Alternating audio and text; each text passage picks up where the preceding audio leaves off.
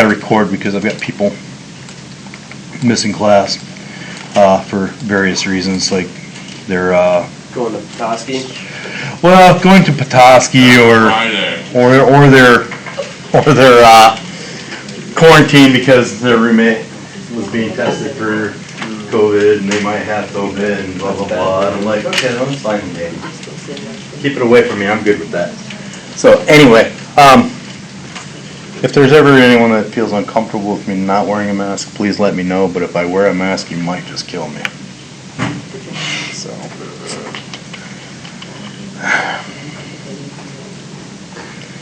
I have problems with my lungs. That is my primary issue that I have to work with, and that's caused by a job I had when I was like 20 years old, or 18 years old. That's what caused my first 2 heart attacks. I was breathing in fumes from a chemical and caused 2 heart attacks and screwed my lungs up. So now all of a sudden here I am 48 and I'm starting to really feel the lung issue where all of a sudden I'll be just doing menial tasks and I just all of a sudden just can't breathe. So I contact my doctor because my inhaler prescription ran out. So I'm like, I need that refilled. Well, we haven't refilled that since July of 20, and I'm like, yeah, that's the emergency inhaler. I only use it in an emergency, and if I'm only having one thing a week or whatever, yeah. Like, well, we have to ask the doctor.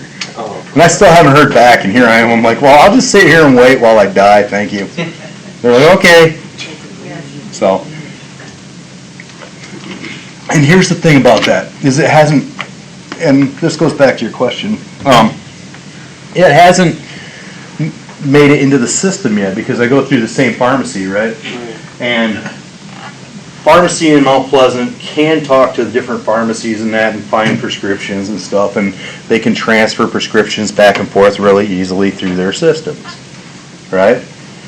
But because in Saginaw that prescription expired, even though it had refills, the prescription expired, Mount Pleasant can't do anything with it. Yeah, it transferred there, but they can't do anything with it. So it doesn't even show up in my list where I can actually ask for a refill on it, which causes them to actually, let's go back to the concept of business processes, right?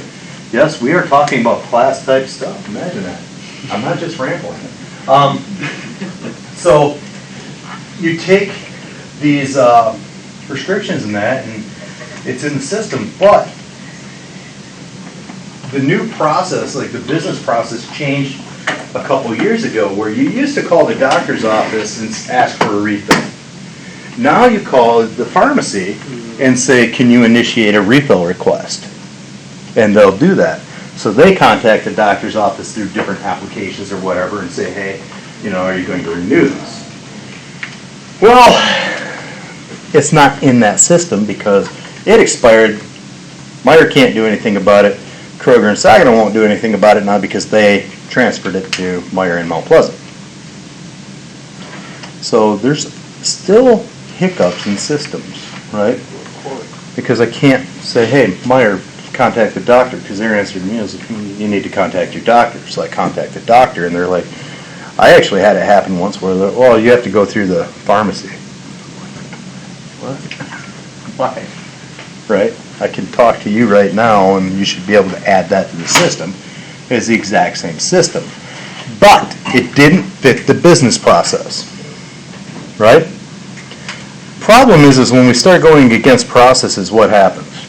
Things start to fail. Things start to fail, things start to fall through the cracks and everything else. Long story short, I still don't have an inhaler. If I fall over, just leave me there. Okay. Yeah. Kick me on the way out. So anyway, it's nice to have someone like that looking out for you.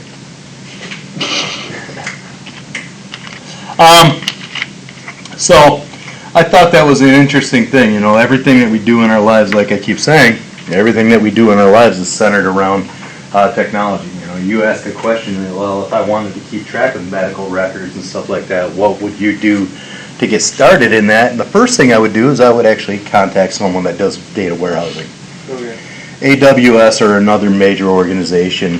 I can get the name of who my brother-in-law works for, but there's AWS, there's Cisco, there's all kinds of different database services out there. And you want to make sure that they are licensed and everything else. But that brought me to the concept of legal issues and compliance. There's an advantage to ERP systems beyond just keeping track of your processes and stuff like that. I got to do this up here because if I don't, what happens is I'm recording this and they don't see it. So I'm going to pull up a Word document and I'm going to start typing. That way people see what I'm talking about. What in the heck is this on here for? Yeah, go away.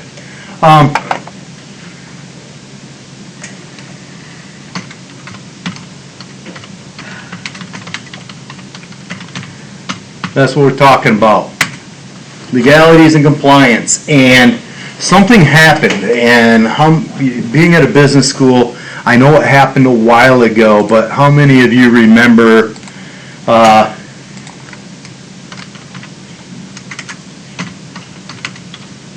or have heard through classes and scandal, there we go, about Enron and their scandal, okay? And it had a lot to do with reporting practices and stuff that allowed them to basically rip people off and steal and everything else, right? What did that create?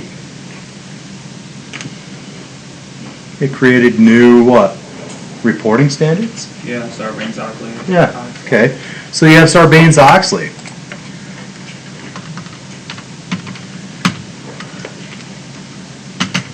Did I spell that right? Probably. Yeah. Yes. Okay. Whew. That's a hard one for me. Jeez. Start spelling names. No, I can't even spell words half the time, right? Don't answer that. So Sarbanes-Oxley changed how we report our data. Changed the types of reports we have to have. What's really cool about ERP systems and a lot of systems in general is you can dictate how reports are generated and what's included in reports. So instead of having to train everybody how to do it, all I had to do is change it in the system and it automatically generates that way. Nice. Legal issues of how we house data and who has access to it, etc. I can control access. You know, only doctors can have access to specific information. I contact my friend that's a doctor and I have him access my records every now and then just to ask him a question like, why in the hell are my tests so off? And he tells me, I don't know, you have to talk to a pulmonologist. I'm like, I don't get to see one of those. He says, well, you should ask. I'm like, why would I do that? It's expensive, right? I don't really want to know, right? You know, it's like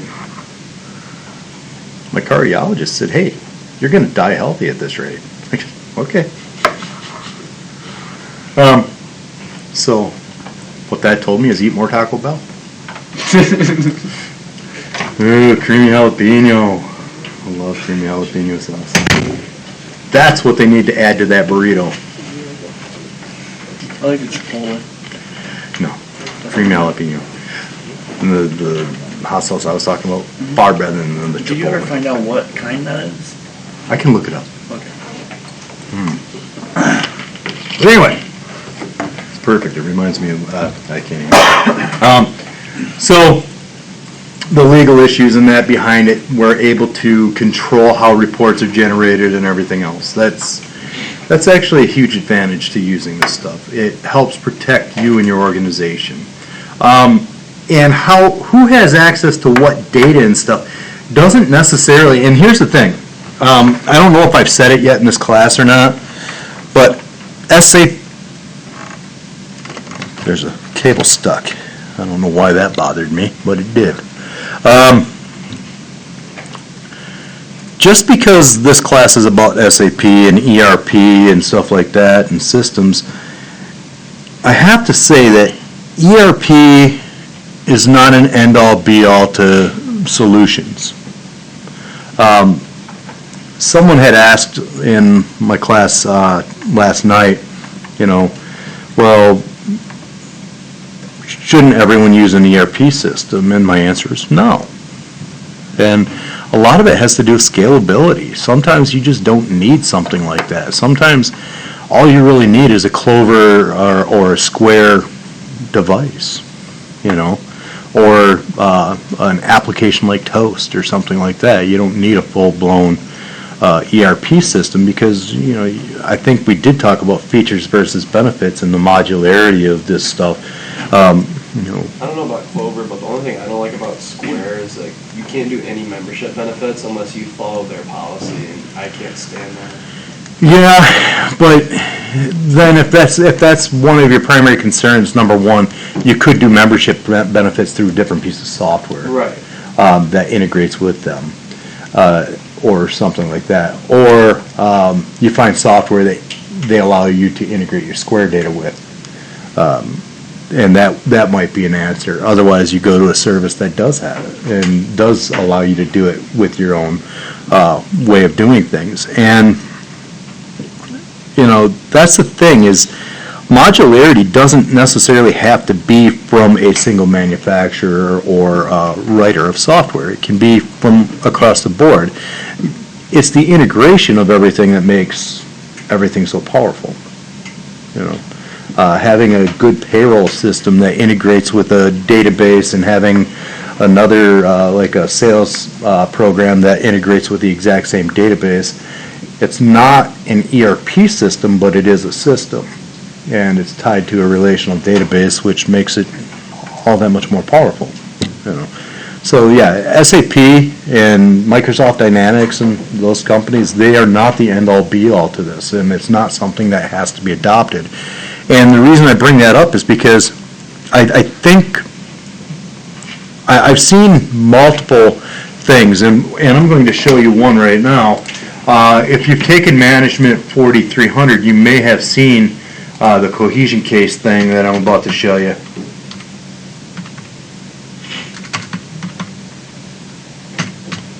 Right? And one of the things that they have you do is they literally have you describe, they want you to describe how and why you would integrate an ERP system into a small mom and pop cafe.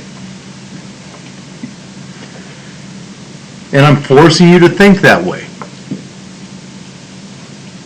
Does it belong there? No. No. Now, if I wanted to create a chain, or if I wanted to franchise, or something like that, where I was going to have very specific business processes that had to be followed across the board, then yeah, I would dictate that you have to have some type of system. Everyone has to use the same system, etc. But just a mom and pop cottage industry thing, I don't think I'd recommend that. I would recommend getting a system that's somewhat scalable, something that does run on a database, because what if you change your mind in the future? Right? So you have software that's already storing data.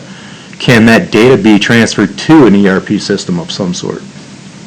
Can it be tied there? Can it be transferred? And odds are it probably can if you're smart about selecting and stuff like that. But it's not an end-all be-all, and I just want to make that perfectly clear, because sometimes, when someone asks you, should I have an ERP system, there's no crime in saying no. But the problem is when you take an ERP class, and you got to realize that this is a class specifically developed for ERP, right? And you're taking it, and it's a single class dedicated to one concept at a university, which makes you assume that it's a highly, highly important thing and that it's related to all business, right? I just want to make perfectly clear that it's not that way. It's a very important topic. It's where a lot of major organizations have gone, like major companies, Fortune 500 companies. I guarantee you almost every one of them uses an ERP system. Probably even Fortune 1000s or whatever. Top organizations are using them because it integrates business processes and it helps you have consistency and all that stuff, right? And those words that I wrote on the board a couple times, that's what the goal is. But at the end of the day, yeah, it's not for everybody. So just because something exists doesn't mean you have to use it. So keep that in mind. So yeah, in this case, they want you to explain how ERP would help. Well, my argument there would be, and I've had students where they're like, well, why would I do this? Well, write that.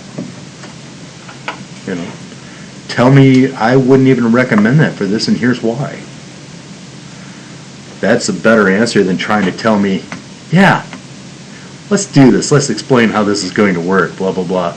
This coffee shop is now going to get all of their coffee beans from everywhere around the world, and they need materials management to manage those resources to know where they're at any given time. And truthfully, what's happening is this company here is buying 90% of their stuff through a third-party vendor such as Gordon's Food Service, right? And Gordon's Food Service is big, and they're using ERP systems to track all of that stuff. So indirectly, you have this going on. The only thing you have to be concerned with is whether or not Gordon's Food Service has it in stock. Your allocation. Yeah, and so that takes us a little further down the rabbit hole because you have companies like Amazon. Man, that hurts. Yeah, Amazon does hurt. It does. Amazon's the devil. Yeah, same with Google, all those companies. Yep. They're all the devil. I've never seen any organization put so many mom and pops and cottage industries out of business. Yeah, but they don't even, that's not even how they make their money. I know, and that's the sad part, because they're destroying our economy and stuff, like local economies, and they're destroying them, and that's not even how they make their money. It's like, what the heck? We make our money by selling your data. Thank you. So anyway, what did I come up here to write? I don't remember. Oh, Something. Amazon. Yeah, so Amazon.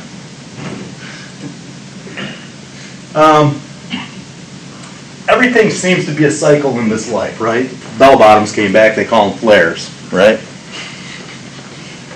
Spandex came back, they call it leggings. You follow me? All these styles keep coming around, they just give it a different name to make it sound current. Oh, it's new.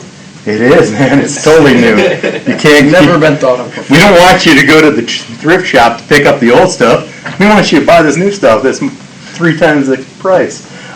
Anyway, years ago, everything was centralized, okay, in businesses, meaning that we had a mainframe that everyone stored their data on the mainframe and accessed the data on the mainframe, and if you didn't have connection to the mainframe, you didn't have data, right? The terminals were dumb terminals. They were only an access point to get to and from the data. The applications were running on the mainframe, and you would just do the stuff here, and everything would happen over there. So that was centralized. And I'm going to say single source.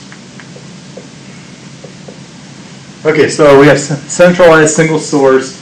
That goes for data warehousing. That goes for retail sales, right? We had regional warehouses and stuff like that. Then we decentralized things.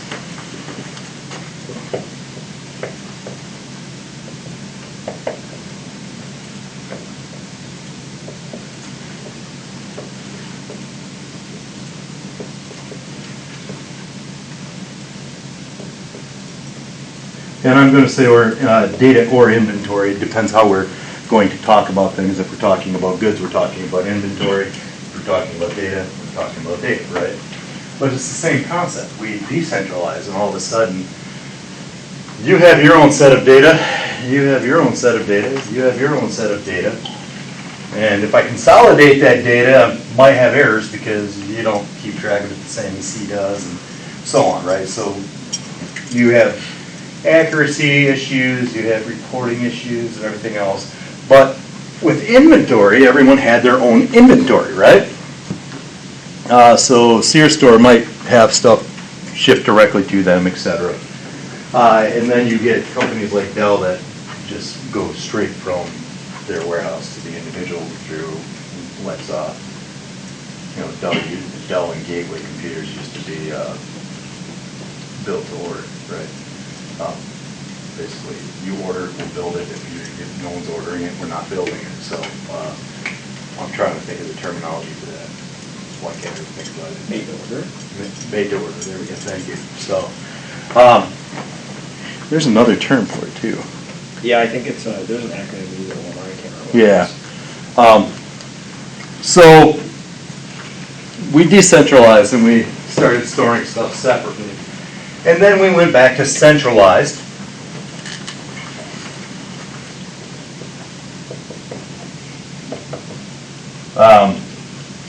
And that takes us back to where we're at now with databases in the cloud, people all connecting to the same database, a relational database model, etc. Okay.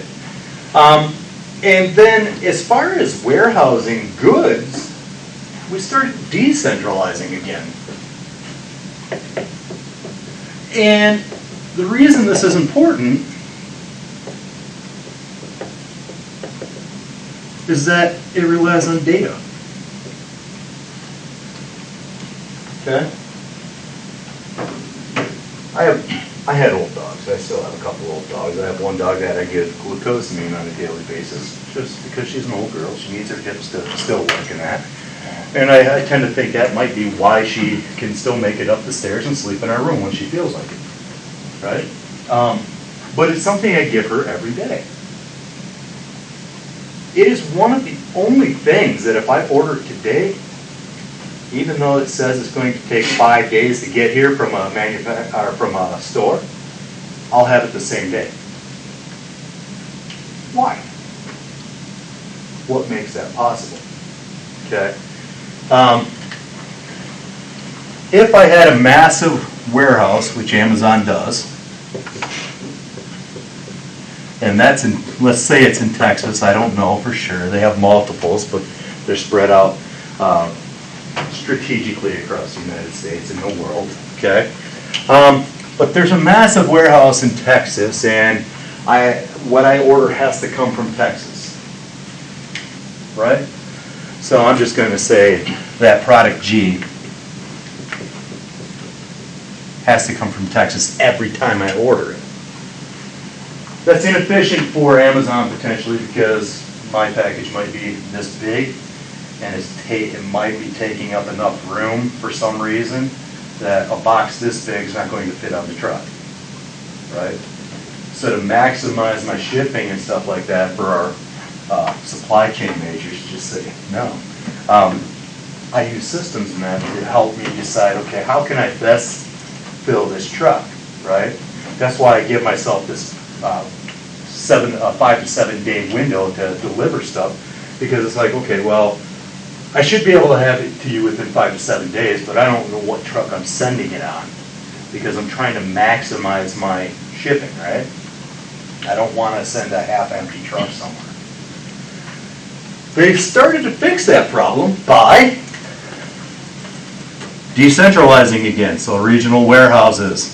And what happens is they recognize, like, there might be one in Michigan somewhere, maybe there's one in the Tri-Cities. And what they do is they look for those things that people consistently buy time and time again on a consistent schedule.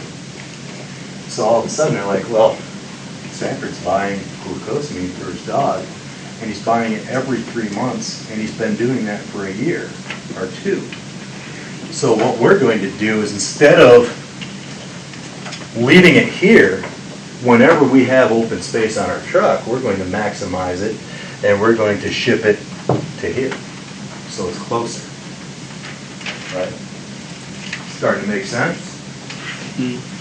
So ERP systems are part of what's allowing that to happen because it's all data driven. They're looking at the shipping and distribution is a module in SAP, for instance, and that SAP is actually allowing them to track my trend of purchasing and to recognize how much is on a truck at any given point, how much more can I fit, how often do I send a truck to this area, et cetera, et cetera. So some things, much to your surprise, like I bought 2 cables. I don't know how I lost 2 cables in like a week, but I lost a cable for my Sony high-res Walkman, and they're proprietary, so you have to have a Sony one. So I lost that cable, and I'm like, well, now what the hell is it, right? And I know I'll find it, but I wanted to use it, so I'm like, well, I guess I can use it in a couple days because I get free 2-day shipping through Amazon because I'm a Prime member. Which really doesn't mean anything anymore because they don't always adhere to that 2-day thing because of all the COVID shipping and everything else. But there's that, and then I also somehow lost the cord to my Beats that go from here to here, right? And that's proprietary as well for some reason. You can't just use a straight patch cable. Imagine that. I don't know why. Didn't work. I tried it. Didn't matter at the end of the day. I just ordered another one. Thing is I ordered them and it said that I'd have it on Tuesday and it showed up at my house on Monday morning. How do they do that? They look for the most local place that has it that they're selling through, and they take it out of their stock and ship it from there. Right? How many of you have tried to return something through Amazon and you find yourself having to go to the Kohl's store to drop it off? That's not a pain in the neck. Well, some people like Kohl's, so you go there to shop too. I'm personally not that person, but so if I have to go to Kohl's, that's just another step. I would personally rather just go to the UPS store that works at it much quicker because Kohl's, actually I think they changed the process a little bit because you used to have to wait in the regular customer service line. I know the one in Mount Pleasant created a separate desk now for returns, and I think they realized that it was very inefficient to have customer service doing both things. But that same concept, you're using systems and companies that are already shipping to and from Amazon to continue the process, right? And how do we do that? We do it through systems. We do it through ERP systems of some sort. And if it's not just an ERP system, we have systems like I was talking about last class or the class before that people are developing that integrate systems, like different systems together, like the automotive industry doing that. So it's interesting nonetheless. Yeah, it's interesting to me. You might think I'm a sick individual because this stuff it's just up here. It's the way my head works now. I'm wired weird. And I'm wired by caffeine.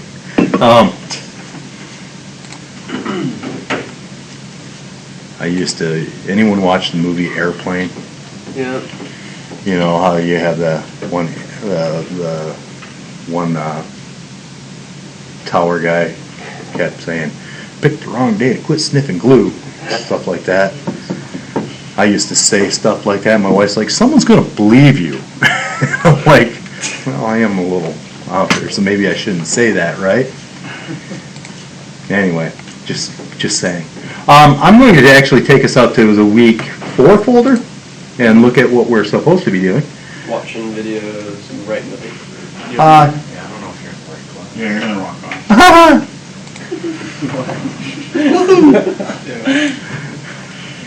Need more caffeine.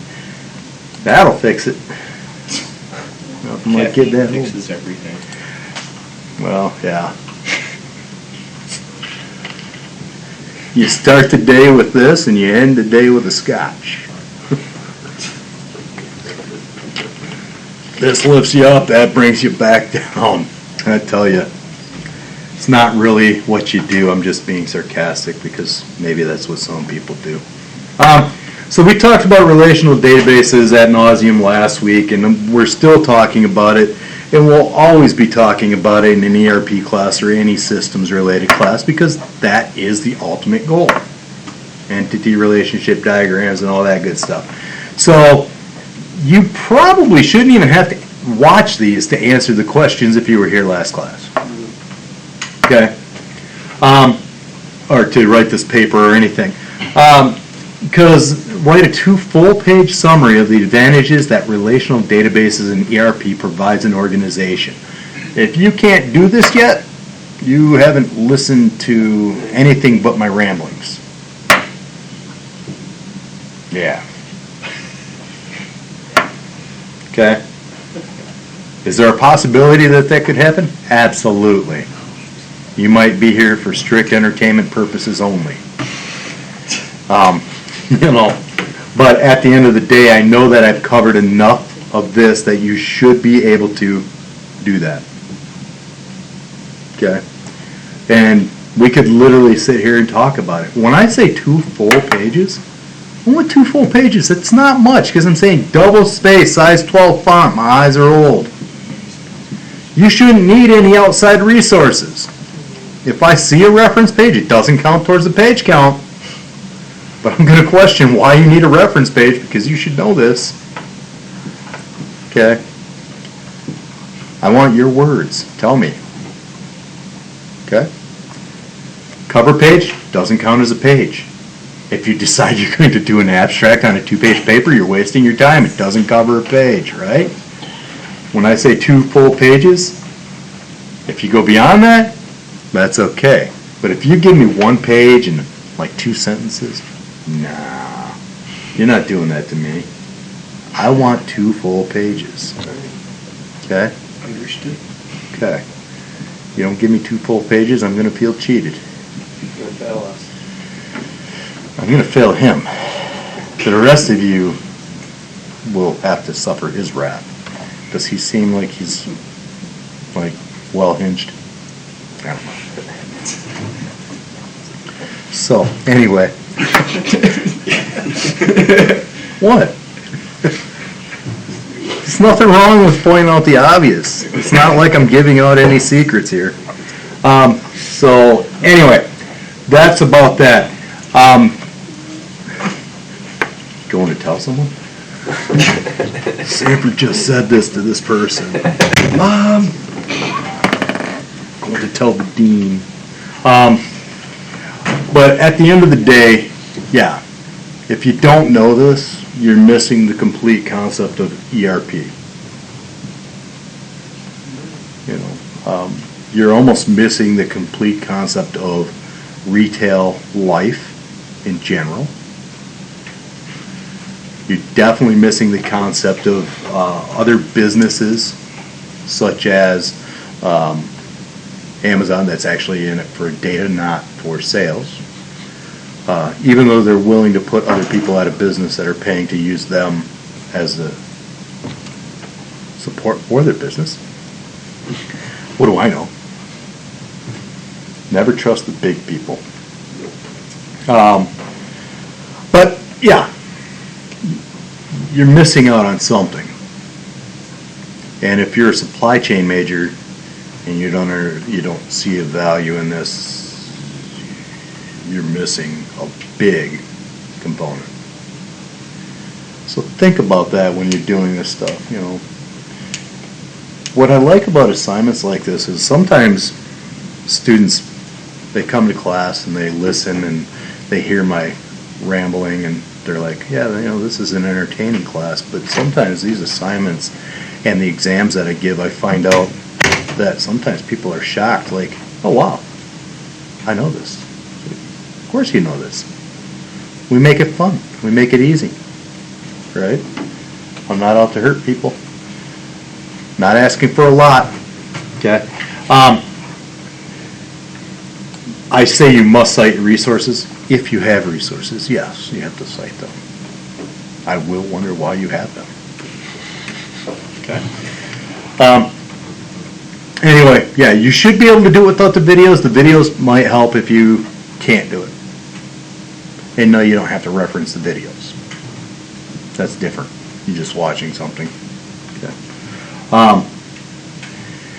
So, there's that. Now, I'm going to actually look at week 5 folder because I want to see what else we have coming up.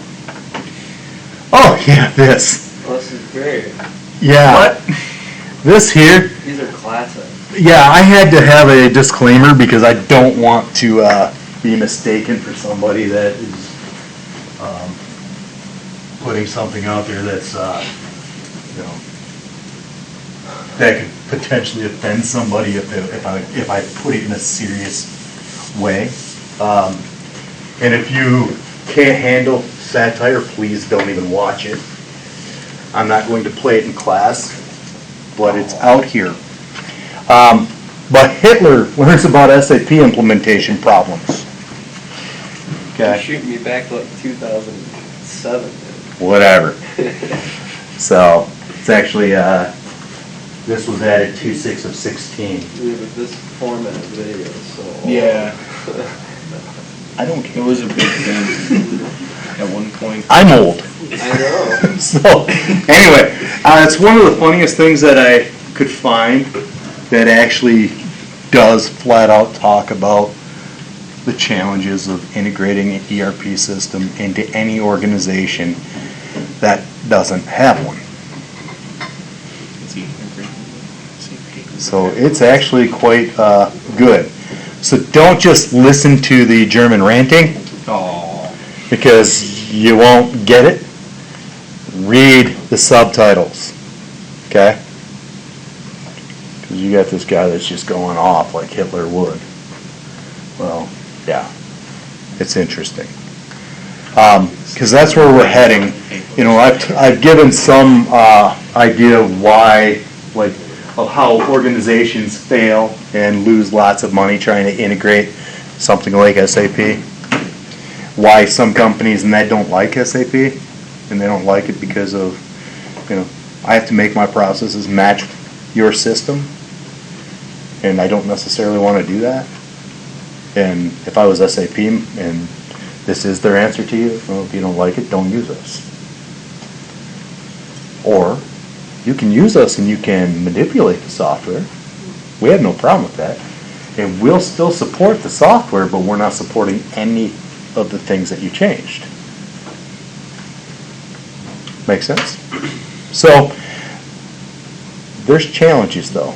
And if you pay attention to what he says, like the subtitles, it's actually quite interesting how they caught it in this video. Okay?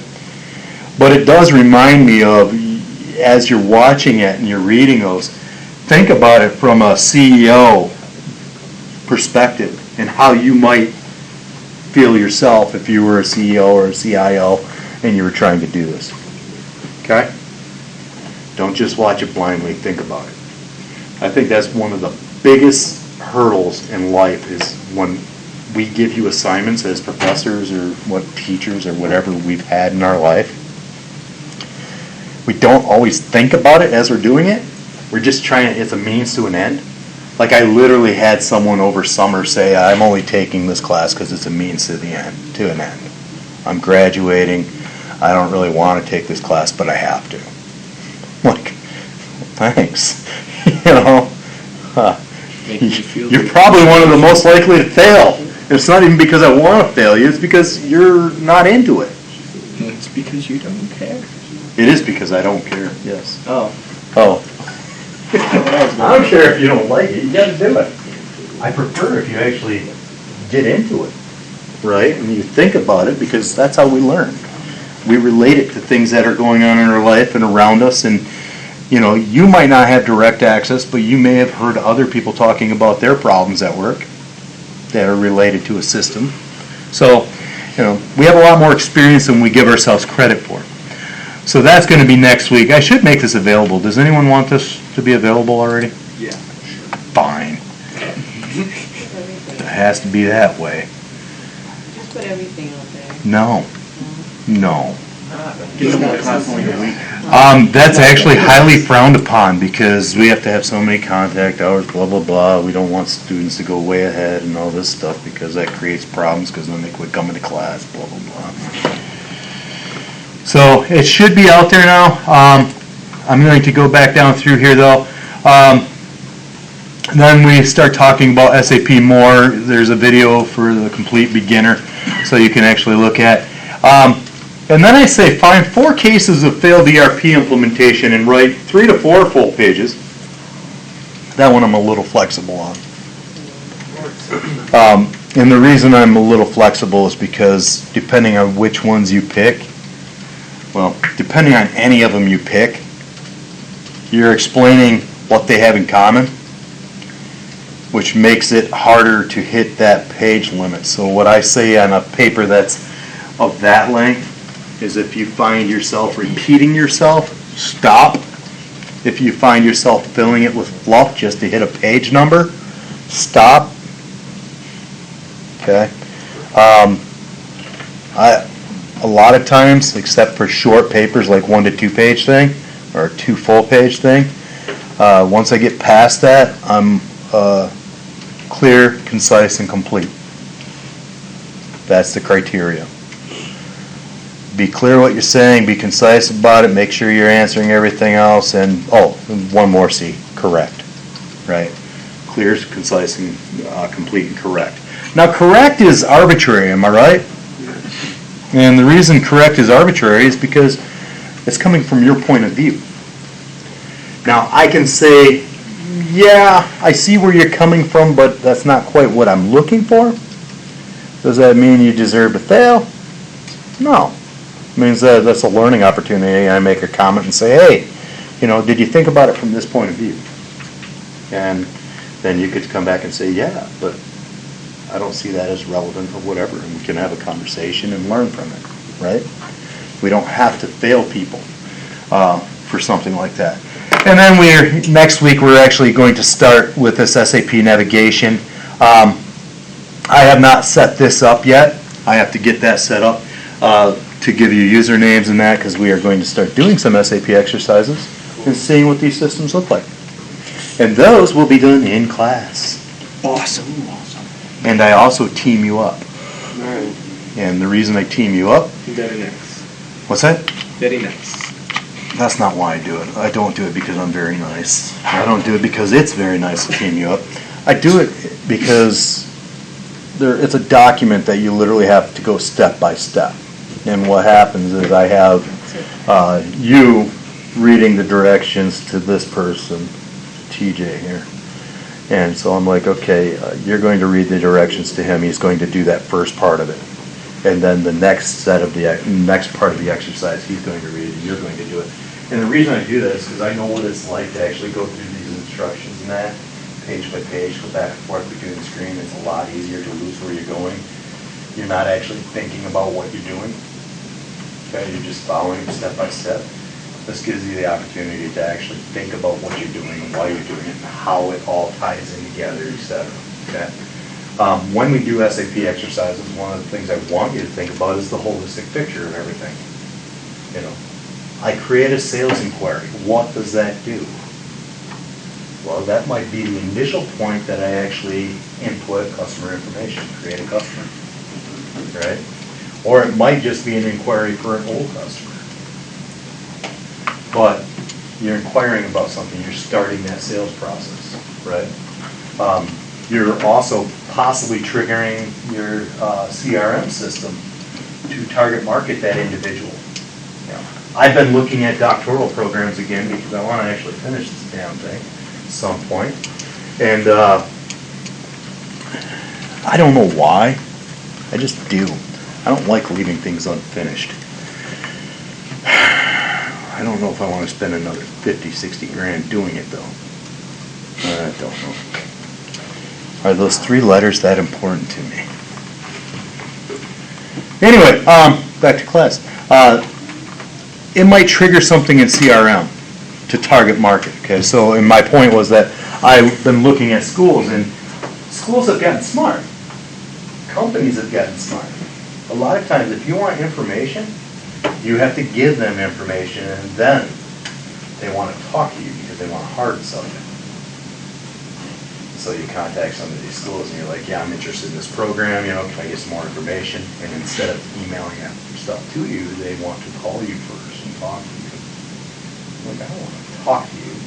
I want a written document that shows me what you do. And then if I want to talk to you, I will, right? But that's not the way we operate as businesses anymore because everything's data-driven. So what happens is I put in a request for information, that throws it into the system like an inquiry, and it triggers different functional areas of that business, such as customer relations, CRM. And it says, okay, you are now responsible to contact Sanford. And you got better contact him once a week, every week until he dies, until you get an answer. And even once you get an answer, you better keep contacting him until you get the answer we want. Yeah, I hate that, if you haven't been able to tell. But that's the way we're operating, right? Because data is so valuable. And that's what we have to do to compete. Is we have to make sure that we're doing everything we can to maintain contact with our potential customers.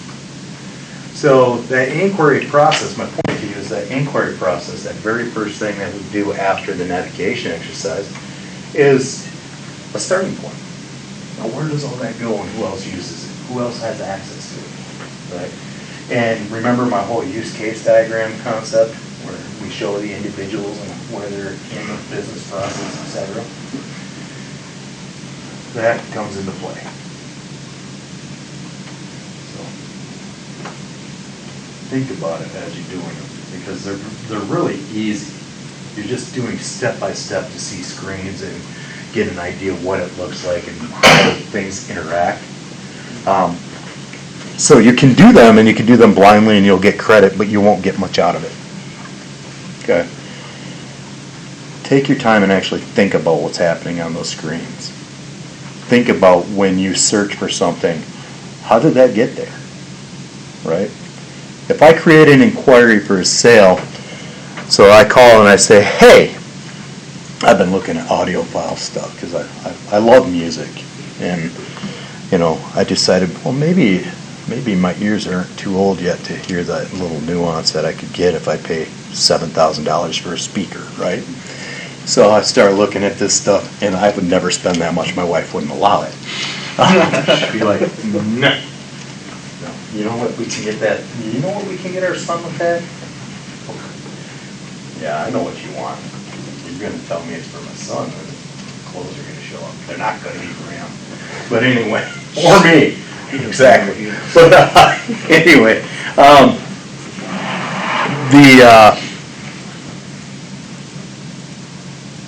God, I just lost my thought. Where was I? Got it. Audiophile stuff. Audiophile, yeah. So I'm doing these searches, and keep in mind as I start searching for stuff, Google, the devil, is keeping track of everything. And it's notifying my wife via her accounts, because we're tied together through Google Play and all this other stuff, that I am searching for said equipment. And she just looks at me and says, are you planning on buying something? I'm like, no. Just looking. Window shopping. Well, what are you talking about? Oh, I just noticed you've been looking at speakers and stuff. Well, I have. Just curious. Doing some educational stuff. A little bit of research for class. And then she's like, you're a liar. I'm like, I only lie to her. So everyone else I tell the truth to. I'm not kidding. I'm kidding. I'm not kidding. I'm kidding. Are you lying?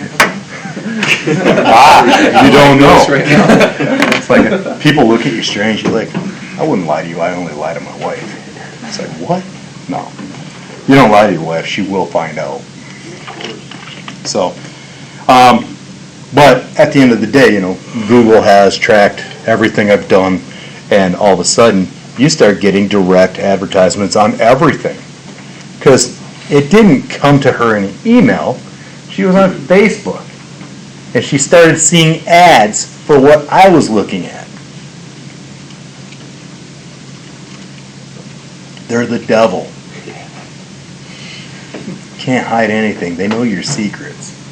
And unlike, your relationship with the devil, that only you and the devil know your secrets, right? They tell everybody. Not only will they tell everybody, I'll sell it to you. And you can make money off of it. Okay? But at the end of the day, it's all because of ERP, SAP, different systems like that, relational database model. Somehow, the FBI literally has a way of tracking. Like, if I apply for a job at the FBI, they can see a certain degree of separation, the relationships directly around me, and they could just randomly go to Zach here and say, "Hey, what have your interactions been with Sandra?" He's like, "Oh man, we talk about a lot of guns. We talk about all this stuff." And the FBI are like, "Okay, did we hire him or did we put him on a terror list?" Right? And the idea, though, is that have you guys heard of like the 7 degrees of Kevin Bacon? The actor Kevin Bacon. There's this concept that here's Kevin Bacon. And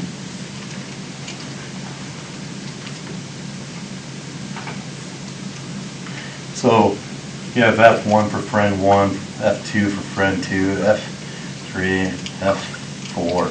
And out here you have that friend might have this many friends, and within 6 degrees of separation or 7 degrees of separation, you can say that you have some level of knowledge or direct relation or indirect relationship with Kevin Bacon beyond just watching his movies, right? Give you an example is Jack Dempsey, a major boxer, actually flew my great-grandfather to New York to watch him fight. Okay, that was years ago. But I have basically 1 degree of separation from Jack Dempsey, knowing him, because through my great-grandfather, who I knew directly, because he was alive when I was younger, and he's the one who told me these stories. 1 degree of separation. Well, that principle, the FBI have taken systems and relational databases and can really see the web of friends and family and connectivity. So they can say, I actually have a friend that was turned down by the FBI because he said that he never had any run-ins with the law. And they're like, they lived all the way back to when he was in high school. He was 18 years old, but he was in high school still. And he was talked to in an interaction with the police because he was caught smoking on school property. Well, you can't smoke on school property, it doesn't matter how old you are, right? That actually showed up. They're like, well, you lied to us, right? So they have a way of tracking all of that, and it's all through systems, and it goes the same concept with what Facebook and Google are doing and that, but it's a scary thing when you think about how far you can take the stuff sometimes. So, and then you can get into all these conspiracy theories and stuff and be like, by the way, ham radios. This is from the other class. Ham radios are now in my search list, and my wife will probably start getting stuff for that, because watching this, I was looking for different amplifiers and DACs, digital audio codecs to, yeah. Anyway, I was looking for that, and somehow the shortwave radio came up, and I'm looking at it, and I'm like, hey, I haven't seen ham radios in a long time. Look at this, And they were talking about technology and stuff, and I'm like, that actually relates to class. It's another form that we use to transfer data. Not just voice, but literally data across the world. And what's nice is you can do that with extremely poor countries. It's inexpensive infrastructure. So you have that advantage.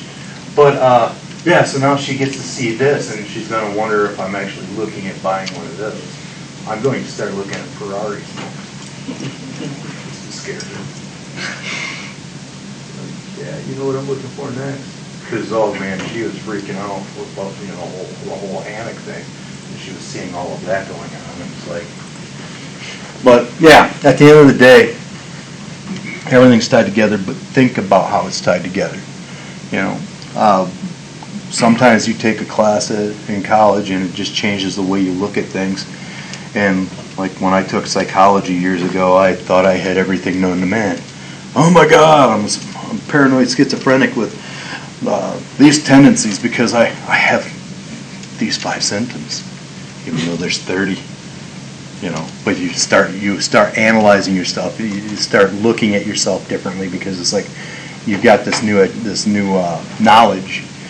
And what I like to say is I'm kind of ruining you because I hope to God that as you leave this class at the end of this semester, and that you look at things different. You look at them as processes and how things tie together, and look at how things could be improved through systems and stuff like that. And you no longer look at these transactions the same way. I think that's probably one of the single most important lessons that you can get from almost any class, is the ability to look at things differently. So, questions? Comments? Learn anything new besides about my personal life? No? Yeah, no. How many are here just for comedy value besides you? He's like, whatever. I see that earbud.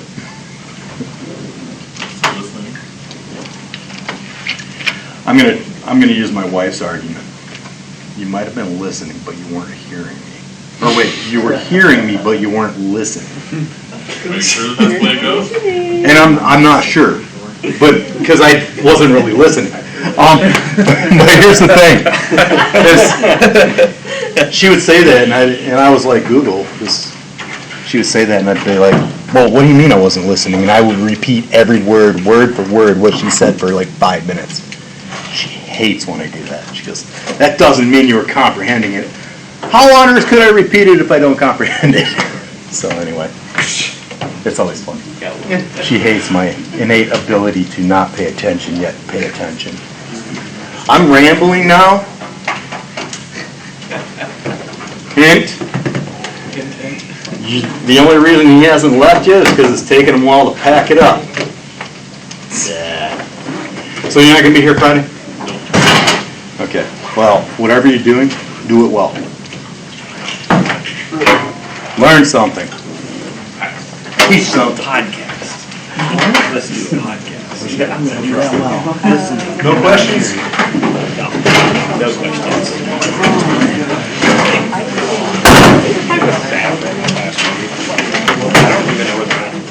Yeah, there will be. There's one back there, one up front. Oh, gosh. Yeah. I like never going. Yeah, that's pretty online. There are some programs where they're looking at syntax and what's missing here, and then they'll actually have to do some stuff. Oh, no problem.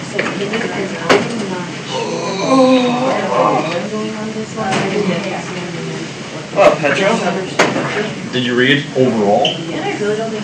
Tell me the truth, Jordan. Did you read it? He didn't. He didn't read it. He knows. Jordan, I asked you to do one thing.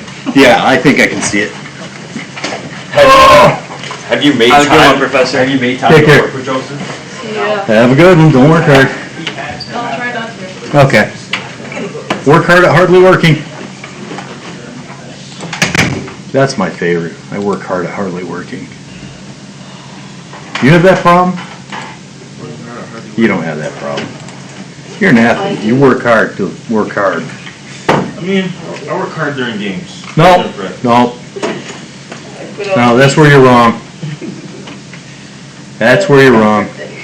I'm teaching. student lookup, Wallace.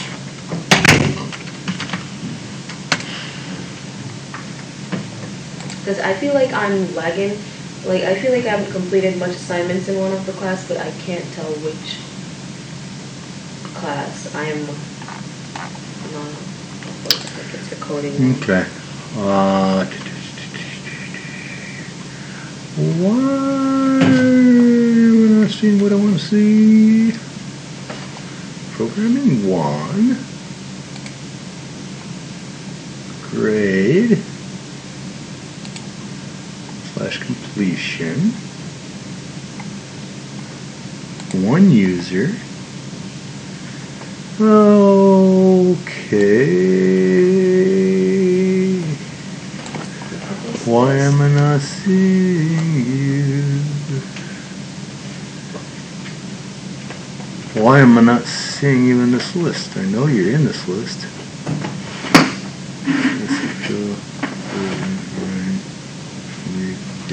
Someone just left this weird Oh. looking thing. I said I couldn't find you on I already had it up. Right now I'm showing you at 93.33%. That's just for the exams. So That's all that counts. Oh, so it's just the quiz that we need to complete to pass? No, the exams. And that's it? Yeah. I thought there was more to it. No, you're doing, that's the modules. So Essentials 1 has 4 modules, and you're at that point, so you have to do the summary test still. And that's, because that's So- why I was asking about the Yeah. labs. Like, how do No. you know what grade you get with the labs? Or those are just practices? Yeah, that's just practice. You're going through it and stuff. If I actually look at the module, yeah, of course it didn't let me. I can actually look at completion for you, and let me see if I can find that again. Because There. I was skipping through module 1 a couple times because I thought there would be like an end button that said you've completed it. So that's why I was asking him, do I need to do something to say that yes, I did the labs at the point? Because it didn't tell me like, oh, you did this, you did that. No. Okay, so I just need to No. do the final It summary. shows me that you completed it, but that's not part of the percentage. Okay, so I Yeah. just need to do the summary now and then I'm done with. But the summary Yeah. goes until you. Then you're done with that till, Perfect. Yeah. I like to get work done like the earlier the better for me. yeah, which you can go right through. It's already out locked. there. Well, it's only locked until you take that exam. Okay, so once I take the final exam, I should be able to just go through. Yeah, once you take that, I'll go back here. Once you go and take that, once you take that summary test, as long as you pass that with at least 70%, it automatically opens the next one. Okay, so what were you talking about in class last week when you were saying you need to put like 70 hours in to... That's this. This is 75 hours worth of work, and if you're breezing through it, you're doing well. Okay, because I was like wondering, because my friend does coach, you probably know her, she was a MIS major, and I was like asking her, is there some coding stuff I needed to do? Because I think, that's why I thought I was like lost with my assignments, I thought I was behind, but now that you said this, No. I'm actually not behind. No, majority of the actual coding we're going to do is in class, and we're going to, like I said last class, we started with the hello world, and then we added the if and then a while type of thing. We're just going to keep growing the same program. Because I was there the whole time trying to practice, because like I say, I suck. But I saw that we had an in-class assignment today, which was supposed to be coding. We didn't do that. So are we supposed to submit something? Wait, in-class There- assignment 4? Yes. There was. Oh, so I okay. wasn't sure. Out in Blackboard? That's why I was sitting there trying to see if I could figure out how to do it, but. For week 4? What is it? This class or the one before this? Pretty Week, sure there was an assignment. for week 4 in the programming class, I gave you an assignment out of the text of doing exercises, which takes you step by step, or not step by step, but you have to do a little bit of coding. Yes. So there's that. But aside from that, I think weekly folders, I think week 3, yeah, I didn't have you do anything for that. So, no, I think Are you talking about programming still? Are you talking about this class? That's what I was trying to see if I could find. There's not programming in any other class right now. If I take us to the class we were just in,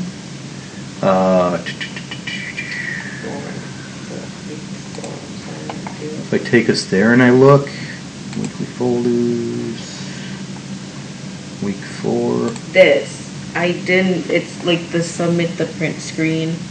Yeah, that's due at the end of the week, right? Okay, Yeah, and that's from the textbook. okay. That's an outside assignment.